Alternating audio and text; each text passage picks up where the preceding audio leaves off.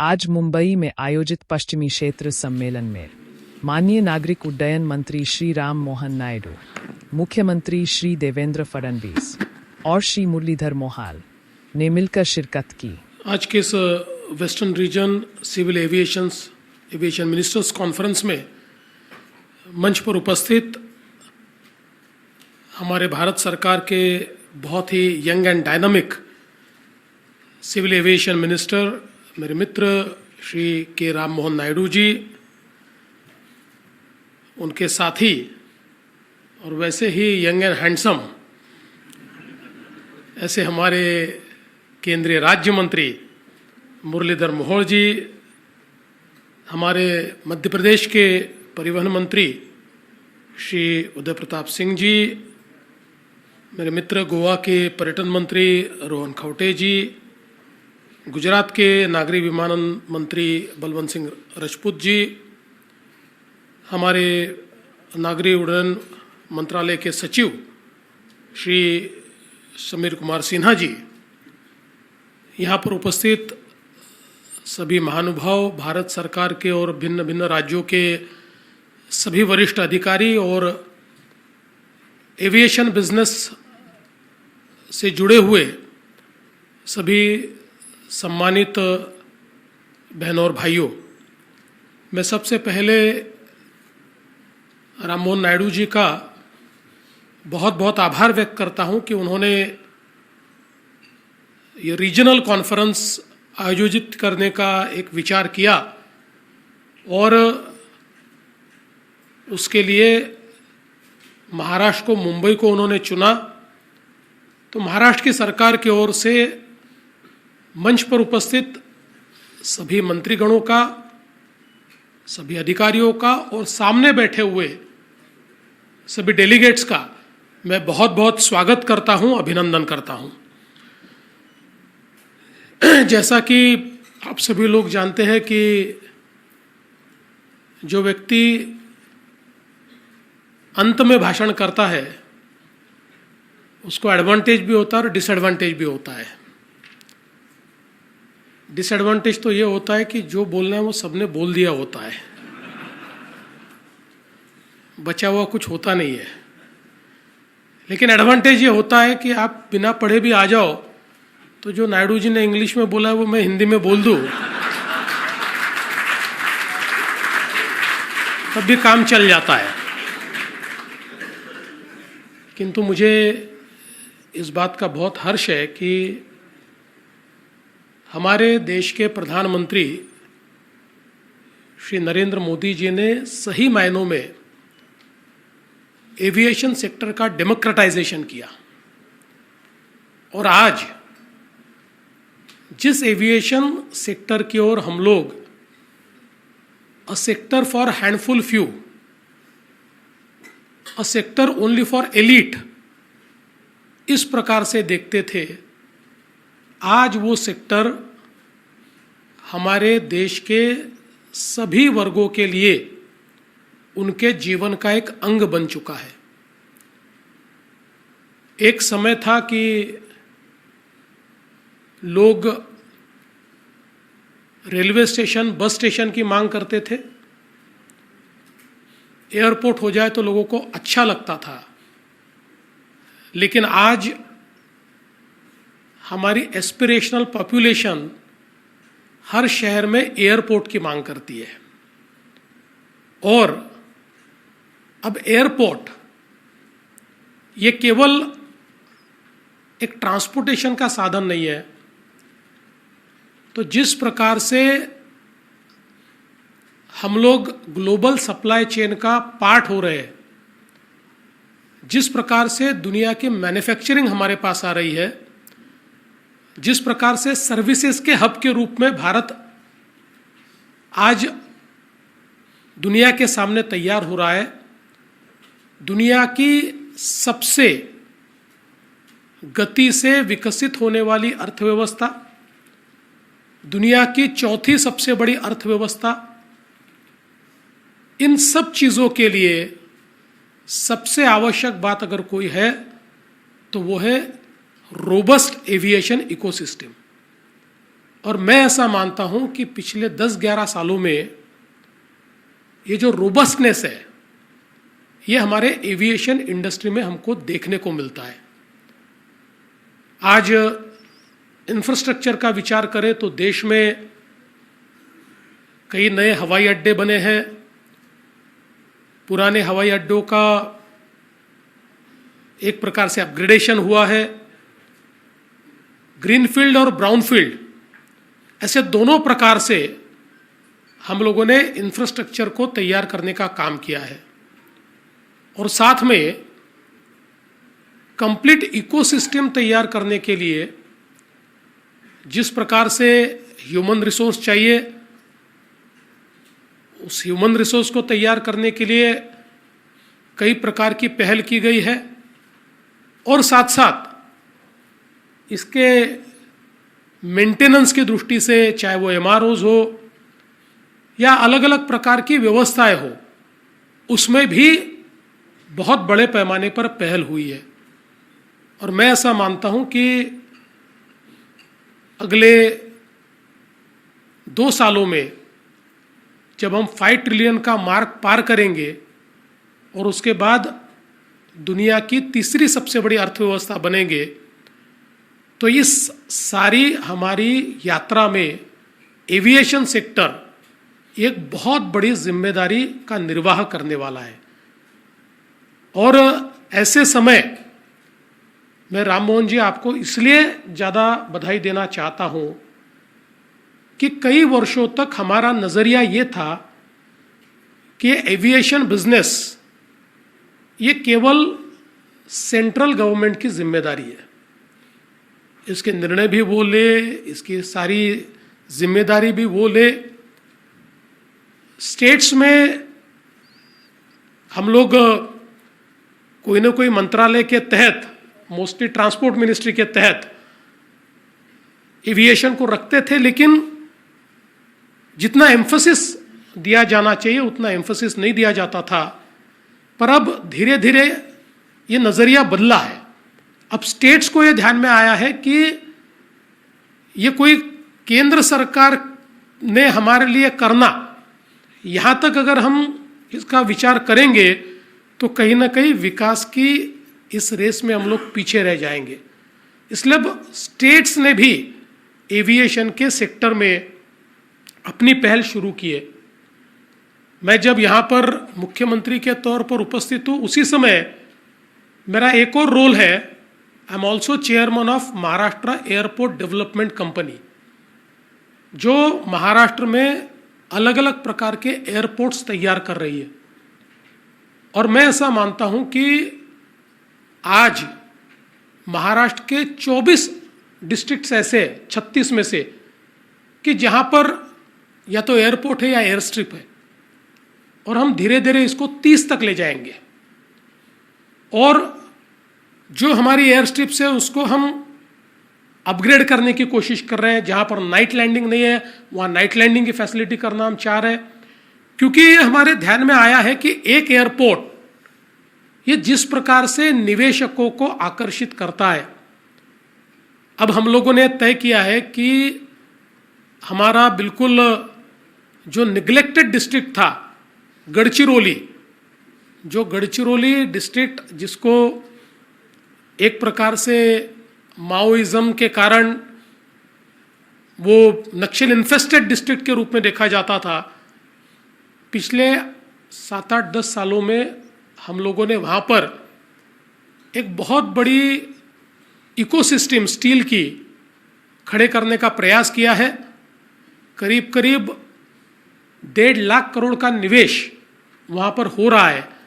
और अब गढ़चिरौली में भी एक नया एयरपोर्ट हम लोग बनाने जा रहे हैं। अभी अभी हम लोगों ने ओएलएस सर्वे के लिए केंद्र सरकार के पास उसका प्रपोजल भेजा है। और मैं ऐसा मानता हूं कि एक एयरपोर्ट गढ़चिरौली का वहाँ की कंप्लीट इकोसिस्टम को बदलेगा, और आज जो हमको 1.5 लाख करोड़ का निवेश दिख रहा है उसको 2.5 लाख करोड़ तक हम ले जाएंगे एक एयरपोर्ट के भरोसे।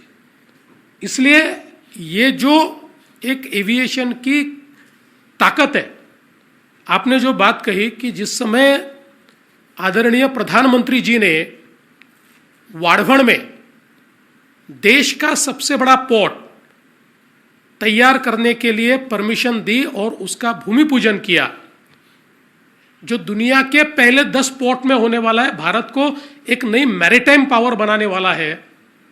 उस समय मैंने प्रधानमंत्री जी के सामने ये प्रस्ताव रखा कि हम लोग ऑफशोर पोर्ट बना सकते हैं तो ऑफशोर एयरपोर्ट क्यों नहीं बना सकते, और अगर हम देश का सबसे बड़ा पोर्ट बना रहे हैं और उसके लिए रिक्लेमेशन कर रहे हैं तो हम उसी समय और रिक्लेमेशन करके ऑफशोर पोर्ट बना सकते हैं। और मैं प्रधानमंत्री जी का बहुत बहुत आभार व्यक्त करता हूं कि प्रधानमंत्री जी ने उसको अनाउंस किया और कहा बिल्कुल ये बनाया जाएगा। और मुझे इस बात की खुशी है कि अब हम लोगों ने उसका जो पूरा एक रिपोर्ट तैयार करना है, डीपीआर तैयार करना है, इसके लिए एजेंसी भी अपॉइंट की है। और आने वाले दिनों में मेरा विश्वास है कि नायडू जी आपके मिनिस्ट्री के सहयोग से हम लोग देश का एक one of the best offshore port airport, जो मुंबई का तीसरा एयरपोर्ट होगा, उसको हम तैयार करेंगे। और मैं ये चाहता हूं कि हम लोग 2026 में इसका काम शुरू कर पाए। इस प्रकार की गति से हमको इसका काम करना है। आज मोदी सरकार किस प्रकार से काम करता है, इसका सबसे बड़ा उदाहरण ये न्यू मुंबई का एयरपोर्ट है। क्योंकि न्यू मुंबई का एयरपोर्ट ये 90 के दशक में कंसीव हुआ था और 2014 तक उसकी हालत ऐसी थी कि अब ये शायद नहीं बनेगा। और मोदी जी की सरकार आने के बाद हम लोगों ने, चूंकि वो महाराष्ट्र सरकार की हमारी सिडको उसको बना रही थी, तो हम लोगों ने उसकी जो उसमें जो हमको एनओसी चाहिए थी, जो तकलीफें थी, जो परमिशंस चाहिए थी, आदरणीय प्रधानमंत्री जी की एक वीडियो कॉन्फ्रेंसिंग होती है प्रगति के नाम से, इसमें उसको एनलिस्ट किया और करीब 15 सालों से 8 इस प्रकार की परमिशंस थी सेंट्रल गवर्नमेंट की अलग अलग एजेंसीज से जो हमको नहीं प्राप्त हुई थी। और जैसे हमने इसको एनलिस्ट किया तो जिस दिन प्रगति की कॉन्फ्रेंस हुई उस दिन सुबह तक 7 हमको परमिशन मिल गई 8 में से। और प्रधानमंत्री जी ने अपने लहजे में पूछा, भाई 8वीं क्यों नहीं मिली? तो हमारे जो सेक्रेटरी साहब उस समय थे उन्होंने कहा कि सर उसके लिए 1 महीने का नोटिस देना पड़ता है, वो दे दिया है, 1 महीने में वो मिलेगी और 1 महीने में वो भी मिली। और आज हम देख सकते हैं कि वो एयरपोर्ट करीब करीब तैयार है। कल मैं स्वयं वहाँ जाने वाला उसका जायज़ा लेने के लिए, लेकिन बहुत जल्दी हम लोग इस एयरपोर्ट को ऑपरेशनलाइज करेंगे। और मैं ऐसा मानता हूँ, जैसे नायडू जी ने कहा कि ये महज एयरपोर्ट नहीं है, इस एयरपोर्ट ने और अटल सेतु ने एक ऐसी इकोसिस्टम खड़ी कर दी कि मुंबई से 3 गुना बड़ी तीसरी मुंबई अब वहां पर बसने जा रही है।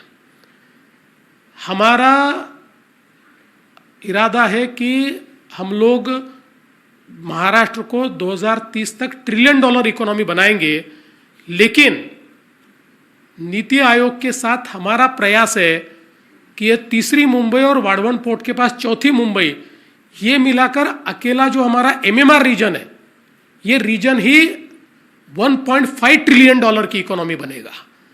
तो मैं ऐसा मानता हूं कि ये जो ताकत एविएशन इंडस्ट्री की है, ये हम सब लोगों को समझनी होगी।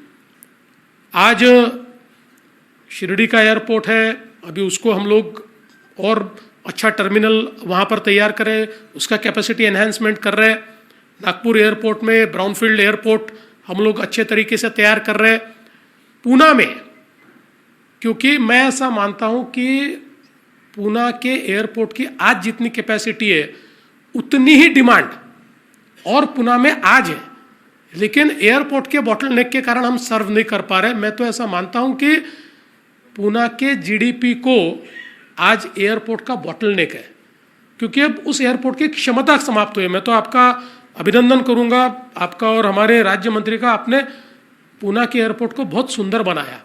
ये तो हमको कभी कभी लगता था कि महाराष्ट्र का मैन्युफैक्चरिंग हब पूना है, और उस एयरपोर्ट पे जाने के बाद ऐसा लगता था किसी देहात का एयरपोर्ट है, लेकिन आपने उसको बहुत अच्छे तरीके से बनाया, लेकिन अब उसकी कैपेसिटी समाप्त हो रही है। इसलिए हमने तय किया कि अब एक नया एयरपोर्ट हम लोग तैयार करेंगे पुरंदर में, और हमारा इरादा है कि उसका लैंड एक्विजिशन अगले 4 से 5 महीनों में हम लोग पूरा करेंगे, और उसके बाद जितना शीघ्र हम लोग इस एयरपोर्ट को बनाना चाहते हैं, क्योंकि मैं ऐसा मानता हूं कि ये एयरपोर्ट, नागपुर का एयरपोर्ट, पुणे का एयरपोर्ट और न्यू मुंबई का एयरपोर्ट, ये जो आपने बात कही कि कार्गो, इसमें जो हम लोगों को विकास चाहिए, इसमें जो डेवलपमेंट चाहिए, ये डेवलपमेंट ये 3 एयरपोर्ट दे सकते हैं। पुणे का एयरपोर्ट तो इतना ज्यादा कार्गो हैंडलिंग कर सकता है कि जिसमें निश्चित रूप से एक बहुत बड़ी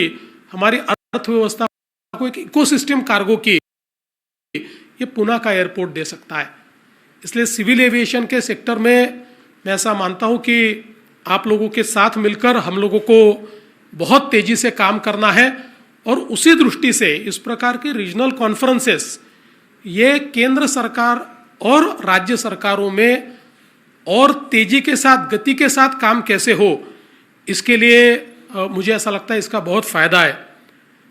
मैं आपको ये दरख्वास्त भी करूंगा कि हम लोग जब ये सारे एयरपोर्ट्स तैयार करते हैं या सारी चीज़ें करते हैं, तो केंद्र सरकार की अलग अलग एजेंसीज जो है, चाहे डीजीसीए हो, चाहे विकास हो, चाहे एयरपोर्ट अथॉरिटी ऑफ इंडिया हो, चाहे आईएमडी हो, इन सबका एक हम लोगों को इनकी मदद लगती है। तो इन सबसे जो अप्रूवल्स है या इन सबका एक सिनर्जी हम लोग कैसे तैयार कर पाए, ताकि स्टेट्स इनके साथ एक प्रकार से संवाद कर सके, और बहुत सिंक्रोनाइज्ड वे में हम लोग ये जो सारा हमारा प्रोसेस है, इस प्रोसेस को बहुत तेजी के साथ कैसे पूरा कर पाए, इस प्रकार की व्यवस्था भी होनी चाहिए। आज भी तेजी नहीं, मैं ऐसा नहीं कहता, लेकिन हम लोगों को जो एक्सपांशन चाहिए, आज आप जब 1700 विमान लाने की बात करते हैं, तो रखने के लिए एयरपोर्ट की तो आवश्यकता पड़ेगी। तो उसके लिए ये जो सारे एयरपोर्ट है, आपके जो विमान है वो आने से पहले हमारे एयरपोर्ट तैयार चाहिए। इस दृष्टि से मुझे लगता है कि इस स्पीड को हमको और बड़े पैमाने पर बढ़ाना पड़ेगा।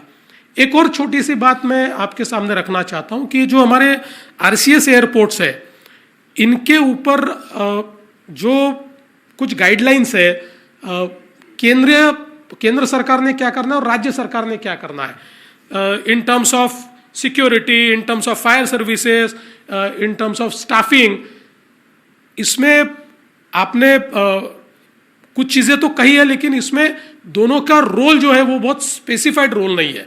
तो इसको ठीक ढंग से अगर हम स्पेसिफाई करेंगे, तो मुझे ऐसा लगता है कि उससे भी काफी फर्क जो है वो पड़ेगा। और मुझे ऐसा लगता है, जैसे आपने कहा कि आज ट्रेनिंग इंस्टीट्यूट्स हम लोगों को चाहिए, पायलट ट्रेनिंग इंस्टीट्यूट चाहिए। आपने और हमने अमरावती के इंस्टीट्यूट का अभी उसकी शुरुआत की है। तो मैं चाहता हूं कि महाराष्ट्र में भी हम लोग इस इकोसिस्टम को बहुत बड़े पैमाने पर डेवलप करें। तो मैं आज इस माध्यम से हमारे जो एविएशन सेक्टर में काम करने वाले बिजनेसेस है, उनको इनवाइट करना चाहता हूं कि आप आइए, महाराष्ट्र में जो एयरपोर्ट आप चुनेंगे वहां पर आपको जो व्यवस्थाएं चाहिए वो व्यवस्थाएं हम लोग करके देंगे, ताकि एक हम इस क्षेत्र में भी एक अच्छी इकोसिस्टम जो है उसको तैयार कर पाए। मैं ये भी कहना चाहता हूं कि अभी हम लोगों ने आईआईटी बॉम्बे के साथ एक बहुत अच्छी ड्रोन के ऊपर हम लोग व्यवस्था खड़ी कर रहे हैं। ड्रोन पोर्ट हम तैयार करना चाहते हैं, ताकि ये जो पूरी ड्रोन की इकोसिस्टम है, इस इकोसिस्टम को हम लोग लिवरेज कर पाए और इस इकोसिस्टम को हम कंट्रोल भी कर पाए, क्योंकि अनकंट्रोल्ड ड्रोन ये भी एक अभी सारे राज्यों के सामने बड़ी समस्या है। तो हम लोग कंप्लीटली टेक्नोलॉजी को लिवरेज करते हुए इस ड्रोन पोर्ट के माध्यम से ड्रोन की इकोसिस्टम को कंट्रोल भी करेंगे, उसको रेगुलेट करेंगे, not control, we want to regulate it. तो उसको रेगुलेट करने का काम भी आने वाले दिनों में हम लोग करने वाले हैं। मैं ऐसा मानता हूं कि आज की ये जो हमारी कॉन्फ्रेंस हुई है, ये बहुत ही सार्थक इस प्रकार की हुई है, और ऐसा डायलॉग स्टेट्स के साथ आप अगर करते रहेंगे तो ये सेक्टर में निश्चित रूप से हम लोग बहुत तेजी से आगे जाएंगे। वैसे जाते जाते चूंकि हम लोग मुंबई में हैं, तो मुंबई की 2 समस्याएं आपके सामने मैं रखना चाहता हूं। उसमें पहली समस्या आप ये जानते हैं कि दहीसर में जो हमारा एक विषय चल रहा है, हमारा जो रडार है उस रडार को हम लोगों को ट्रांसफ़र करना है और उसके लिए लैंड भी हम लोगों ने दे दी है। आप लोगों ने जो उसके लिए पैसे भरने के लिए कहते वो भी हमने कहा है, तो या तो उसको कैबिनेट में अगर ले जाना है तो कैबिनेट से करवा दीजिए और आपके लेवल पे होता है तो कर दीजिए। इसका एक कारण ये है कि देखिए जो दहीसर का जो रडार का इशू है, इस इशू के कारण जो हमारा सारा नॉर्थ मुंबई है, इस नॉर्थ मुंबई में जहाँ बिल्कुल मिडिल क्लास लोग रहते हैं, ऐसे सारे मिडिल क्लास लोगों का रीडेवलपमेंट रुका हुआ है। और कितने लोगों का रुका हुआ है? तो कम से कम 10 लाख लोगों का, 10 लाख। तो आप ये जगह जैसे ही शिफ्ट करेंगे 10 लाख लोगों को बड़ा घर मिलेगा, अपना घर मिलेगा, नया घर मिलेगा। इसलिए ये हमारे लिए बहुत ज़रूरी है, तो ये आप करें, ऐसे मैं आपसे निवेदन करता हूँ।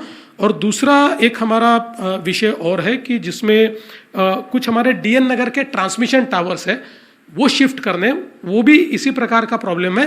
2 जगह हमने आइडेंटिफाई करके आपको दी हुई है, तो मैं इतना ही दरख्वास्त करता हूँ कि आपकी टीमें ये अगर जल्दी आकर ये दोनों जगहों को देखें और उसमें से एक जगह फाइनल करें, तो वो शिफ्टिंग भी आपके नियमों के अनुसार हम लोग करेंगे। तो एक प्रकार से मुंबई को जो डीबॉटलनेक करना है उसमें भी इसका एक बहुत बड़ा फायदा हमको होगा। मैं आपका बहुत बहुत आभार व्यक्त करता हूँ, हमारे मुरली मनोहर जी का आभार व्यक्त करता हूँ। जिस प्रकार से एविएशन के सेक्टर में आप लोग काम कर रहे हैं, मोदी जी के विजन को एकम्प्लिश करने का काम कर रहे हैं, मुझे ऐसा लगता है कि निश्चित रूप से एविएशन लीडर के रूप में हम लोग आने वाले दिनों में भारत को प्रस्थापित करेंगे। और इस जर्नी में हमारे वेस्टर्न रीजन के सारे राज्य, महाराष्ट्र और बाकी सारे राज्य, हम लोग आपके इस ये यात्रा के साथी के रूप में काम करेंगे, ऐसा मैं आपको आश्वस्त करता हूं और अपने शब्दों को विराम देता हूं। जय हिंद, जय महाराष्ट्र।